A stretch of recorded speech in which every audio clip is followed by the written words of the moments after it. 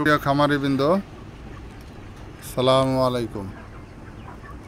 এখন আজকে 15 মার্চ, সারা বাংলাদেশে মোটামুটি গরম চলে আসছে।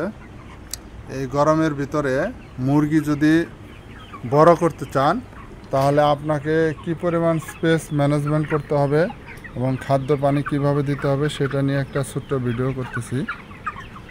ভিডিওটার উদ্দেশ্য হলো, আপনারা সবাই জানেন যে এই গরমের ভিতরে বড় মুরগির চাহিদা বেশি, দাম কেজিতে 4-5 টাকা বেশি থাকে। কিন্তু আমরা অনেক খামারি এটা বড় করতে পারি না। কারণটা হলো সেখানে খাদ্যের পাত্র, পানির পাত্র এবং কি যে জায়গা, সে জায়গাটা আমরা পর্যাপ্ত দিই না এবং লিটারকে কন্ট্রোল রাখতে পারি না।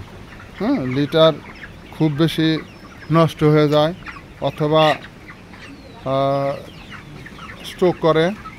তো এই মুরগিকে স্ট্রোক থেকে রক্ষা করার জন্য যেভাবে মুরগি পালবেন, এই যে ছোট্ট একটা খামার দেখছেন, এখানে মাত্র 500 বাচ্চা তোলা হয়েছে।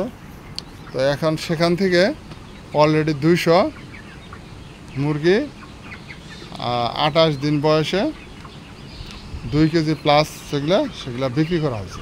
বিক্রি করার পরে আজকে 31 দিন, 32 দিন রানিং।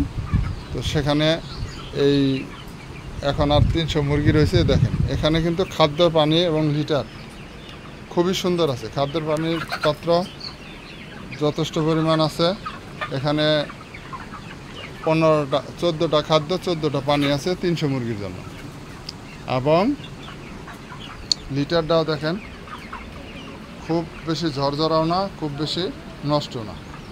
এইভাবে লিটার রাখবেন, তাহলে আপনার মুরগি নিয়ে এই গরমের ভিতরে অস্থির হতে হবে না, স্ট্রোক করবে না। সব মিলে যে বিষয়টা এখানে এইরকম পাতলা রাখবেন। এই মুরগির আজকে গড় ওজন 23 প্লাস মাইনাস হবে। আমরা কিছু মুরগি অলরেডি মাপছিলাম, 23 প্লাস মাইনাস হবে। আর এটা বলতে দ্বিধা নাই, এটা একটা কন্ট্রাক্ট ফার্ম। এই যে কন্ট্রাক্ট ফার্মের খাদ্য। তো মুরগিগুলা দেখেন পর্যাপ্ত জায়গায় কারেন্ট আছে, ফ্যান চালিয়ে দেওয়া হয়েছে। এই ছোট্ট একটা ঘরে 3টা ফ্যান আছে।